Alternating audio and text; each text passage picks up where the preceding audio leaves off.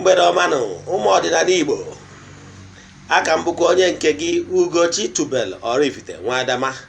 Anyị na-akpọ alụ asị nke kachita ụta bụ orie ritere anyị ihe ọma. Anyị gboo n'ihu anyị ga-ebute mma, anyị gboo n'azụ anyị ga-ebute mma, anyị gboo n'aka nri anyị ebute mma, anyị gboo n'aka ekpe anyị ebute mma. Asị m onye chụwa ya anya daa, onye chi na-akwa ya ma acha mpama ya aba na nke ya. Anyị ga-adị ka echi, n'ihi na echi adị agwụ agwụ. Ise, abụ ndịbịa bụrụ onye isi nchụaja na Ugochi tubelu ọdịnala temple. Anyị na-agbakwa afa miri emi. Echi gba afa miri emi, kpọtụrụ m ka anyị gbara gị afa. Ihe m chọrọ ịkọwa n'ụbọchị tata bụ isiokwu nke na-ekwu sị ọ mmadụ bụ ihe na-ebute ihe bụ nsogbu ya, and onye kpọọ ọba ya kpọkọrọ ndị agbata obi ewere kparịba amụ. Ọtụtụ ndị mmadụ na-etinye onwe ha na nsogbu dị iche iche maka n'ihi na ha amaghị ihe ha kwesịrị ịbụ maọbụ ihe ha kwesịrị ime ka ha wee dee ude. Ị nwere ike ịsị na mmadụ na-agwọrọ ha ọgwụ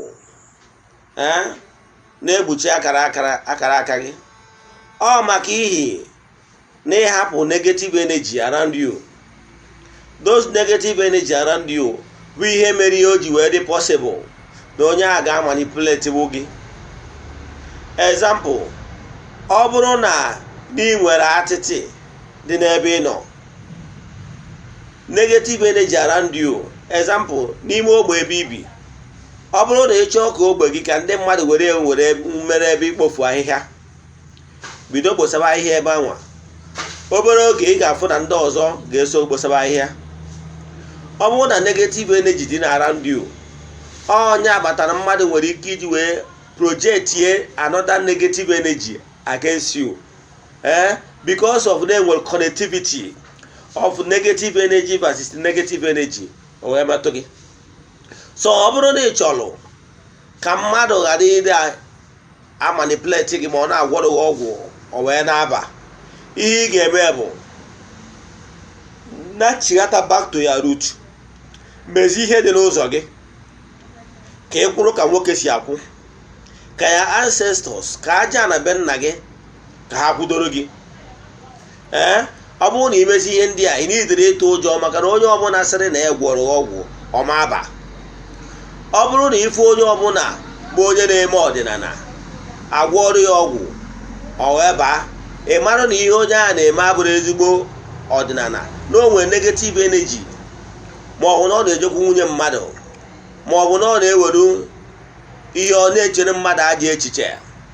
Those things bụ negative energy, ma ọ na-agwọrọ mmadụ ọgwụ ọjọọ. Mana iwepụ ha n'aka n'ihe ọbụla ga-eweta negative energy around you. Mmadụ chere gị ihe ndị a niile, o cheche o were isi eburu. Ịghọtara ya?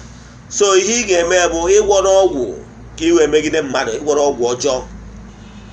Mezi ihe dị n'ụzọ gị ka gị na ya asị ancestors kwụrụ. Ana m achọ ịgwa nke bụ eziokwu, mmadụ enwere ike ịgwọrọ ọgwụ ọba.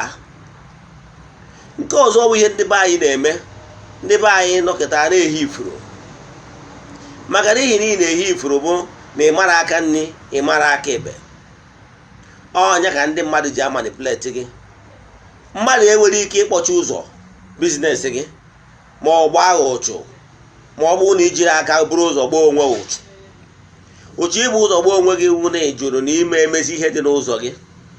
Entities of powers from your lineage kwesịrị, you supposed to align with them, so that na onye ọbụla kpọrọ ha afa ha eje ọgụ, maka na onye mmụọ riri nke ka ọma.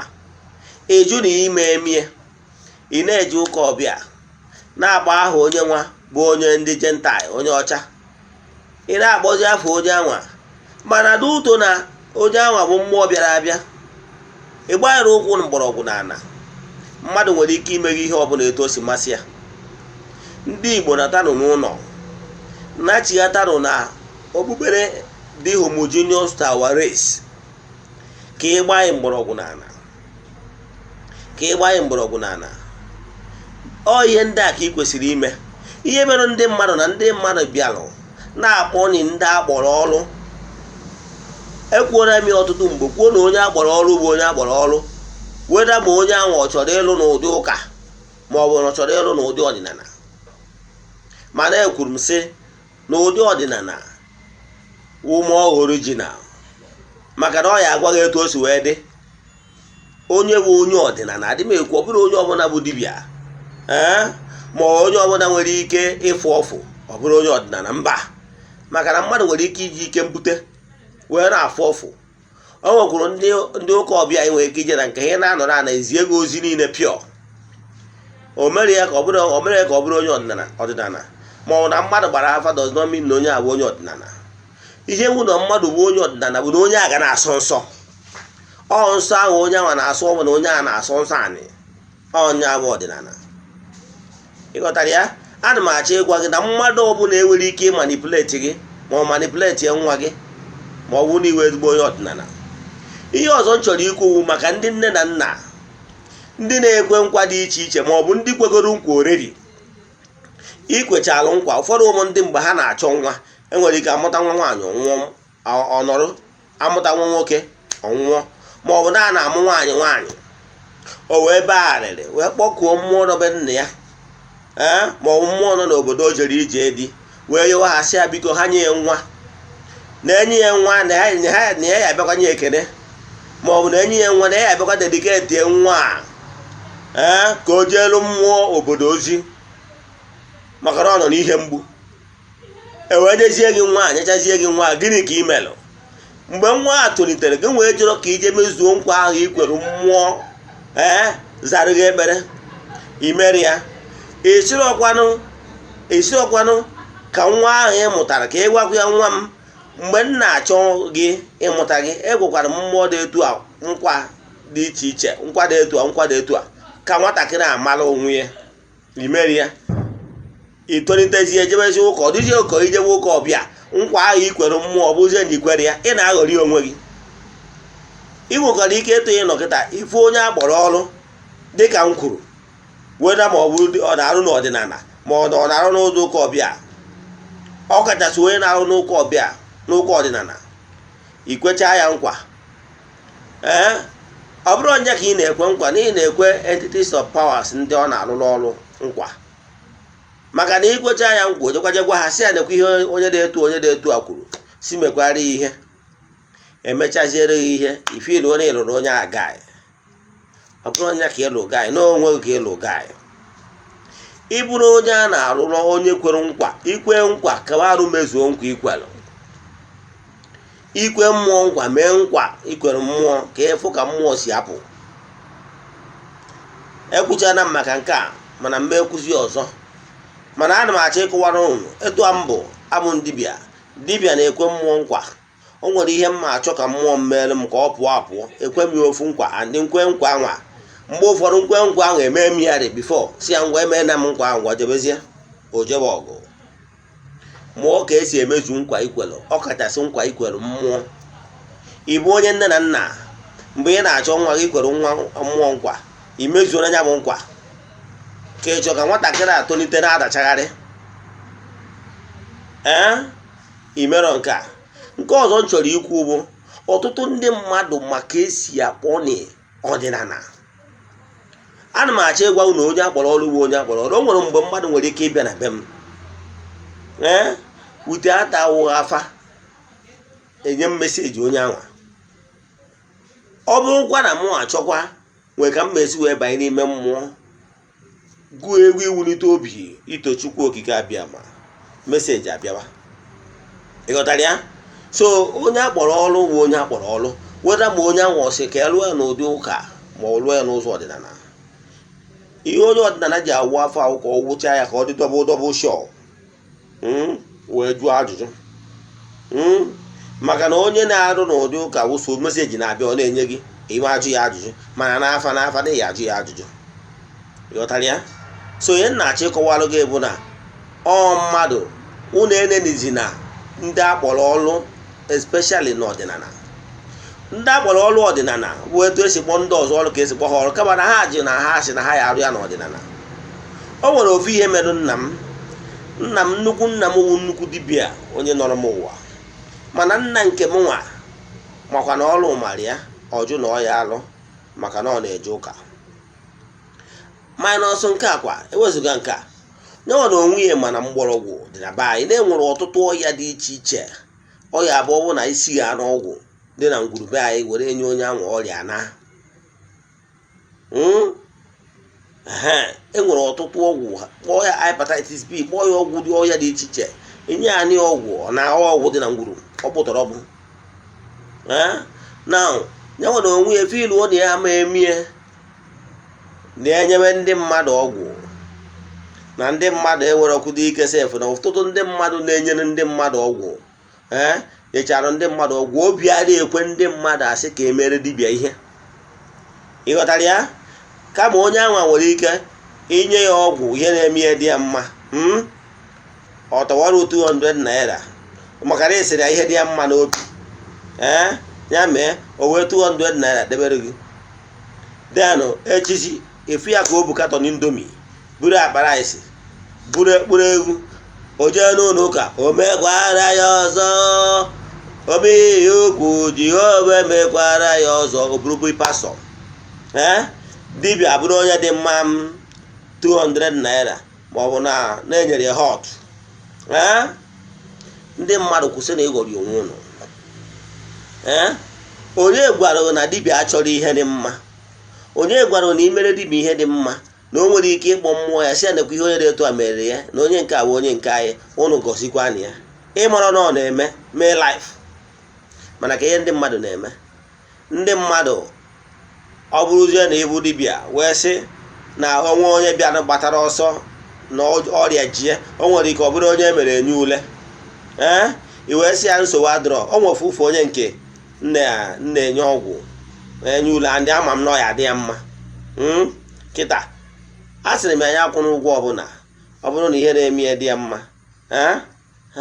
Mana ndị ụka ọbịa naturally o nwere ike ihe na-eme ya dị ya mma, agwago m ya agwa, o nwere ike ọ si ya ọpụta were 2000 debe n'ala, mmasị mba maka na m agwaghị ihe dị ya mma n'obi. Mana m nwa na onwe m kwuru na m agha emezi etu ahụ ọzọ. Mmemezi etu ahụ ọzọ maka na ndị mmadụ enwere ike ihe adịcha ya mma, o buru ji na ọkụkọ kpụrụ egwu jee n'ụlọ ụka ebe ọ na-ejekwa jee gụkwa Chinebuka pastọ abụrụ ji na ọkụkọ jee rie, pastọ abụrụ onye nwa dibịa na-arụzi ọrụ ahịfịa na-agwa okwu, abụrụ onye kwesịrị ka o biri n'ụlọ akịrịka. Mana pastọ nwa onye dị mma, eyi emo style, ihe designer wears. Mana dibịa bụ onye dị mma, ọbịa enye kaikai, ọbịa enye kaikai. Mana ndị a na-eje prayer ministry, o ruo ebe anwa before ọ pụta, o jiri 5000 wee jee ebe anwa, ọ ga-enye onyinye tapụ seed, ọ ga-enye nke a, ọ ga-enye onye ọ na-enye testimony ịbịa tapụ seed, ijiri 5000 jee ebe a before na 5000 agwụ na ego onyinye. Mana bịa abịaje na nke dibịa, ọ bụrụ onye ahụ edewere 500, bụrụ onye ahụ edewere 1000. Ụmụ ihe niile ahụ mkpọni anya, ihe m na-eweta na ya bụ ọdụ dị ego dị involve. Na m nwa na onwe m adị m ime before m bịawa n'oke. O nwere ọtụtụ ndị na-afụ akpọrọ ọrụ dịka dibịa, ụfọdụ n'ime ha akpatabugo ego, ụfọdụ n'ime ha akpatakwara n'ego, mana ọ maka ọrụ ka ha bịa za, oke ọrụ ka ha zara. Ụfọdụ ndị niile a na-arụ dibịa ị na-afụ na social media ma ndị nọ n'ime village, ụfọdụ nwere degrees ọ nwere ịmarọ. Ụfọdụ ebie n'obodo oyibo dị iche iche, ọ bụrụ na ịmarọ. Then o wee bụrụzie na maka na onye a na-arụ n'ụdị ọdịnala, ọ bụrụzie onye ọya aghọm abịa ihe ọbụla onye sọrọ atọrịa. Ihe a mere ọtụtụ ndị mmadụ ndị akpọrọ ọrụ juju na ha ama alụ. O nwere onye mma ezigbo onye akpọrọ ọrụ ọjụ na ọya alụ. Na ndị dibịa na-adị reched na ya alụba dibịa na ya enwe ego maka na ya nọ n'ụwa a na-azụ ndị mmadụ na-azụ ụmụ ya na yunivasiti. Ya emebe ihe ọ na-abụ onye bụ isi ego na-eso ya debe na ana, ụfọdụ edebere 100 naira, ụfọdụ edebere 200, mana anyị eje na nke pasọ fụọ aka afụọ wee nye. Ihe m na-achọ ịkọwara ụmụ Igbo bụ na onye kpọọ ọbụ ya mkpọkọrọ, ịmụrụ na o nwere ihe ị ga-emere onye akpọrọ ọrụ kọsụọ joy n'ebe ọ nọ. ọgụwarụ gị ọfọ everyday ma ihe ọma dị iche iche ma ume ịmara. Mana ọ bụrụ na ndị mmadụ ịnọte inye onye akpọrọ ọrụ ihe obi anyị ekweghị, onye gwara gị na dibịa na onye na-arụ dibịa ka ya kọntinu na-ebi n'ụlọ akịrịka? Onye gwara gị? Onye gwara na mmụọ kpọrọ anyị ọrụ wụ na ọ ya agwa ka ibiri n'ụlọ akịrịka? Ọ wụzie na dibịa gwazie gị kịta na ya enye ya ụgwọ for services ya, dibịa bụrụ ajọ mmadụ. Okwu a na-ekwu adịbeghị ka ọtọ ụtọ gị onye na-ege m ntị. Yes, ọ bụrụ ka ọtọ ụtọ, mana ihe na-achịkọwalụ gị bụ ọ bụrụ na mmadụ mụọ anya abalị, ịmara na dibịa na-amụ anya abalị, ịmara na dibịa na-anọkịta, problem ndị mmadụ a na-echu ya ụla. E nwere mgbe ị ga-arọkọta n'ime abalị mmadụ akpọọ gị kụwarụ problem ya, ịmara na etu a nnọkịta sọm ndị nna alụrụ ọrụ. Ana m anọgide on my own jee gbaa afa n'isi ha. Ana m anọgide on my own jụọ ese n'isi ha. Ndị na-alụ ọrụ bụ ndị enyi m. Ana m anọkọta jụọ ese n'isi, ana m anọkọta chụọ àjà n'isi ha. Ọ bụrụ iwu na mma agwa onye anwa. Mana ị nwere ike ọ bụrụ na ị nọrọ etu a, ọ dị ụka ọsị na iweta onye ahụ enyi ọ ga-adị alụrụ ọrụ dị iche iche na-awa ọchị ya bak. Mana ndị mmadụ, ụfọdụ ndị mmadụ obi were ihe wee mere onye na-alụrụ ha ọrụ, obi a na-agbanwe ya, ọ dị ya ka onye nye dibịa. Mana ị ya afụ onye ahụ ịrụchara ọrụ ahụ, ọ dịrị 200 naira ma ọ dịrị 1000 n'afọ na ya eme. Dibịa adịrọ mma ka agbụ ya ebulu. O jee n'ụlọ ụka jesi ndị ụlọ ụka ka ya gbapuoro ha borehole. Ihe ị na-eme onwe ka ị na-eme, onwe ka ị na-eme.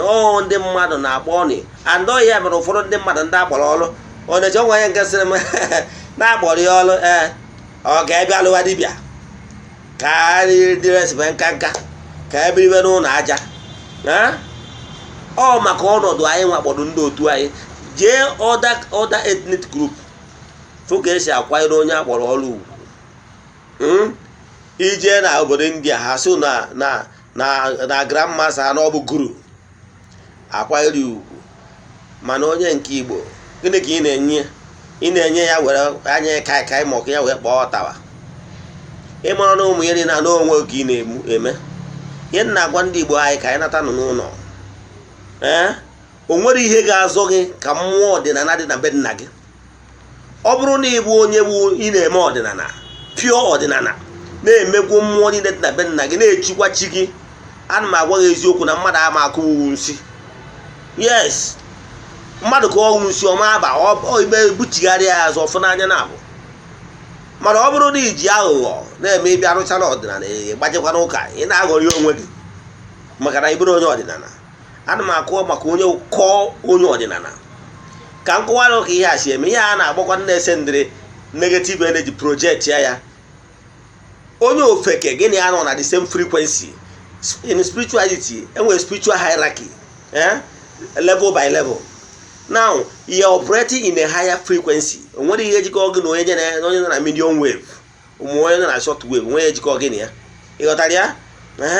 Mana ọgụ nwa ya akwado onwe gị.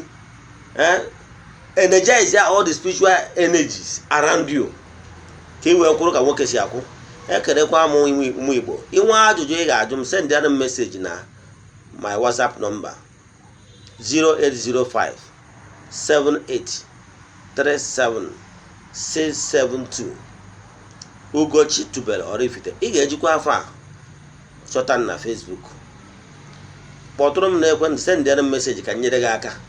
Maka na adịghị ka ibe na ọ na-agụ akwa. Ya gazienụ.